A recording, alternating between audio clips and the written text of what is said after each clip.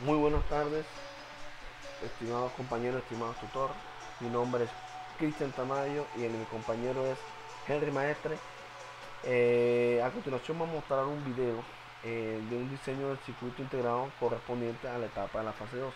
Este circuito es un circuito muy sencillo en la que, digamos, vamos a simular el estado de temperatura correspondiente a un laboratorio salón y cuáles son las condiciones ambientales en temperatura de las que podemos ofrecerles según un diseño. Pertenecemos a la Universidad Nacional Abierta de Distancia en la Escuela de Ciencias Básicas de Tecnología e Ingeniería, en el programa de Ingeniería Electrónica y Telecomunicaciones. El resumen de lo que queremos expresar en este video dice lo siguiente. Los sistemas de control y monitoreo de temperatura desarrollados tienen como objeto optimizar y centralizar el manejo de los equipos que conforman un sistema de climatización, de manera que cumplan con los niveles adecuados requeridos por ciertas circunstancias. La temperatura ambiente de laboratorio depende de varios factores como cantidad de personas, temperatura exterior, cantidad de equipo, etcétera. Y es por esto que es necesario un sistema que tenga la capacidad de mantener el ambiente adecuado independientemente de sus factores.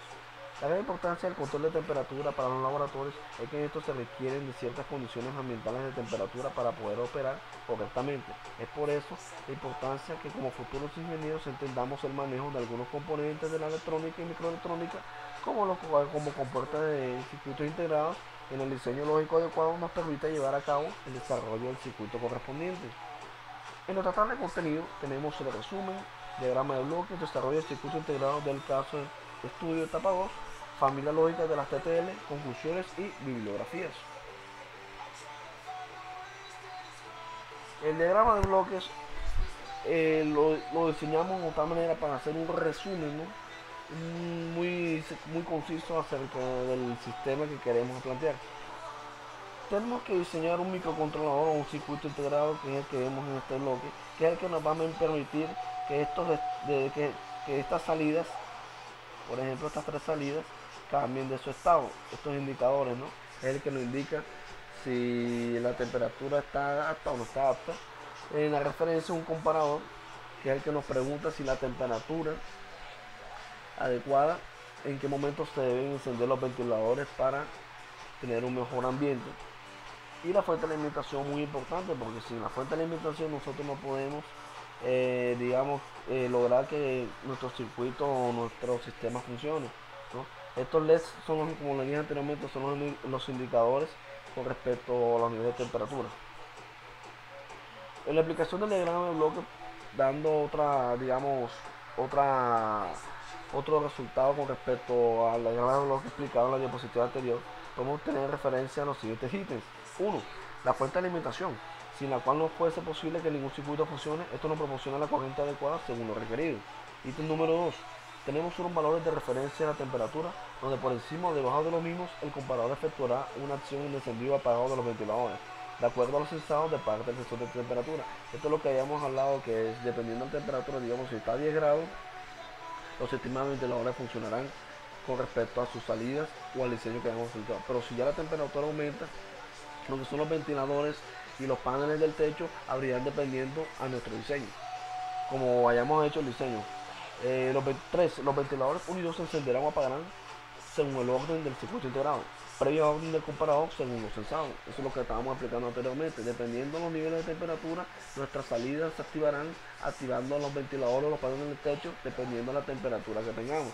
Los LEDs serán nuestros indicadores de temperatura. Rojo si está por encima o debajo del nivel de referencia y verde si la temperatura se encuentra dentro del rango permitido.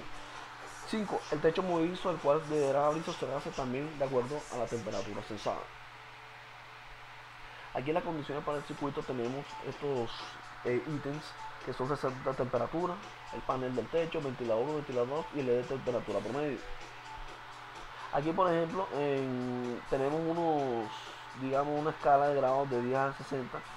En el panel de techo tenemos como simular un panel de techo, usted sabe que están compuestos por motores, ya, sí, que son los que digamos abrirán o cerrarán en este caso. Para nosotros cerrar lo tomamos como un 0 y abrir como un estado de 1. Apagar aquí el ventilador 0, 1, 0 y 1 y aquí el ventilador 2 de igual manera. La ley de temperatura como hemos dicho anteriormente en la diapositiva anterior, son nuestros indicadores, ¿no? Según los estados, digamos, cuando se deben de comparar los grados de temperatura, y ahí nuestro sistema estará funcionando.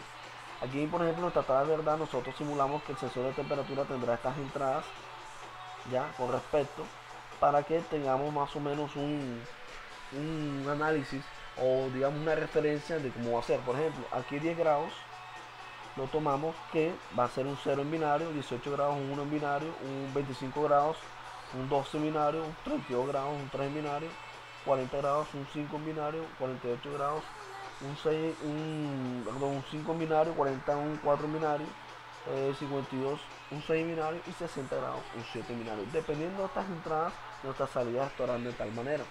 El sensor de temperatura aquí con respecto al panel de techo ventilador 1 y ventilador 2 tenemos aquí nuestra salida en esta digamos en esta matemática, esta álgebra de Boole que aparece acá, ya está diseñada de tal manera con respecto a estas salidas, ¿no? Ya las negadas con las no negadas. Con estas salidas o esta álgebra de Boole que tenemos acá, diseñaremos de tal manera cuáles son, digamos, las compuertas lógicas de tal manera que vayamos a tomar, ¿no? Aquí, digamos, podemos presentar un circuito lógico muy sencillo como para nosotros tomar lo más relevante o importancia que tiene este video para que podamos entender lo que, digamos, queremos transmitir, ¿no? Aquí, digamos, están completamente sus entradas, las entradas aquí con respecto a las negadas en la compuerta AND y las salidas de la compuerta AND con respecto a la compuerta O, y aquí nos dará el indicador. Aquí se dan nuestros cambios de estado, en este caso hay que este panel ventilador 1 son nuestras salidas con respecto al LED, y aquí nuestras entradas como ya hemos comentado anteriormente. Aquí tenemos la familia de las TTL. Antes de nosotros digamos, de diseñar estos tipos de circuitos con compuertas lógicas, debemos saber cómo es su funcionamiento interno y su matemática, ¿no? Su álgebra, ¿no?